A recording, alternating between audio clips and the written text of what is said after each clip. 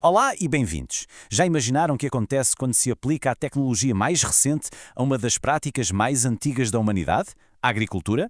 Pois bem, é precisamente isso que vamos explorar. Vamos ver como uma mistura incrível entre dados e algoritmos está, literalmente, a mudar a forma como plantamos e colhemos. E isto leva-nos à pergunta central, à questão que move tudo isto.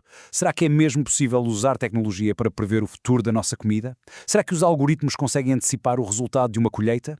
A resposta, como vamos ver, é fascinante. Vamos a isso?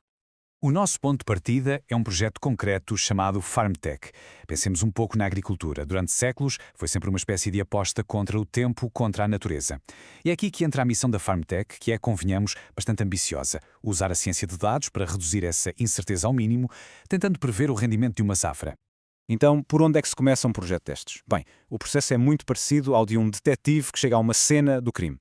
E qual é o primeiro passo de qualquer detetive? É simples: investigar as provas. Neste nosso caso, as provas são os dados brutos, tudo o que foi recolhido diretamente do campo.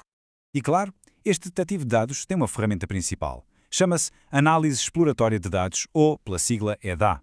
É nesta fase que se começa a interrogar os dados. O que se procura?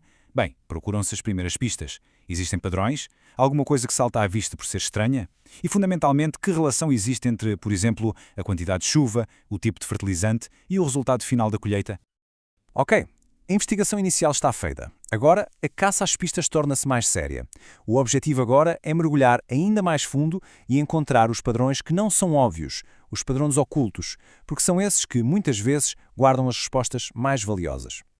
Para isso, usa-se uma técnica muito poderosa chamada clusterização. O método específico que foi usado, o K-means, funciona quase como um organizador supretado. Ele analisa todos os dados e, de forma automática, junta as quintas que têm características semelhantes. Agora, por que é que isto é tão útil? Porque, de repente, podemos descobrir que existe um grupo de quintas com um rendimento altíssimo que partilham um segredo em comum, talvez um tipo de solo ou um método de irrigação que ninguém tinha notado. E durante esta busca é absolutamente crucial estar atento aos outliers. Estes são os pontos fora da curva. São aqueles casos que fogem completamente à norma, ou uma colheita com um sucesso inexplicável, ou, pelo contrário, um autêntico desastre. Foram usadas técnicas específicas para encontrar estes casos, porque eles são importantíssimos. Um outlier pode esconder a chave para o sucesso, ou pode simplesmente ser um erro nos dados que precisa de ser corrigido antes de se continuar. Muito bem. Com os dados já investigados, limpos e arrumados, saímos da fase de análise e entramos na fase de criação. É agora que se pega em todo o conhecimento que foi adquirido e se começa a construir os modelos preditivos. Pensa neles como as receitas matemáticas que vão tentar adivinhar o futuro da colheita. Mas em vez de se apostar tudo numa única receita, a abordagem aqui foi diferente. O que se fez foi uma competição. Puseram 5 cozinheiros diferentes, ou seja, 5 modelos de machine learning, a competir entre si, uns mais simples, outros bem mais complexos. A grande questão era qual deles ia criar a receita, a previsão, mais perfeita. E claro, toda a competição tem de ter um vencedor. Chegou por isso o momento da verdade. O momento de testar estes 5 modelos e descobrir qual deles é o mais rigoroso, o mais fiável, enfim, o verdadeiro campeão na arte de prever colheitas. Para haver um vencedor, tem de haver regras e um sistema de pontuação claro. E aqui, as regras são as métricas de avaliação. Apesar de haver várias maneiras de medir o erro de cada modelo, a métrica mais importante, a que decide o campeonato, é o R². De uma forma muito simples, este valor diz-nos qual a percentagem do resultado que o modelo consegue prever corretamente. O objetivo é chegar o mais perto possível de 1, ou seja, de 100%. E aqui está o placar final da competição. Depois de todos os testes e de analisar todas as métricas, os resultados não deixaram margem para dúvidas. Houve um vencedor claro e inequívoco.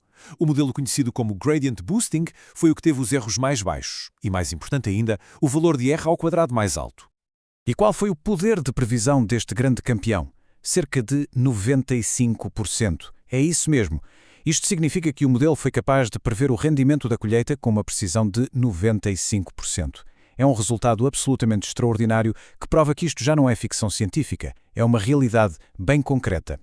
Ok, o modelo venceu. Temos um número impressionante. Mas e então? O que é que isto significa na prática, no mundo real? Vamos ver como é que este avanço tecnológico se traduz em benefícios para a agricultura e, no fundo, para todos nós. Bem, o impacto é gigante. Para os agricultores, isto muda as regras do jogo. Significa muito menos incerteza e a capacidade de tomar decisões muito mais informadas, otimizando recursos essenciais como a água ou os fertilizantes. E para o resto de nós? Bem, isto significa uma cadeia alimentar global mais estável, mais segura e mais eficiente. A tecnologia está, no sentido mais literal, a ajudar a pôr comida na nossa mesa de uma forma mais inteligente e sustentável. E tudo isto deixa-nos com uma pergunta final para refletir. Se a ciência de dados já consegue prever com esta precisão algo tão complexo, tão orgânico e tão dependente da natureza como uma colheita, o que virá a seguir? Que outras áreas das nossas vidas estão prestes a ser transformadas por esta nova capacidade de antecipar o futuro? A resposta, essa está a ser escrita neste preciso momento.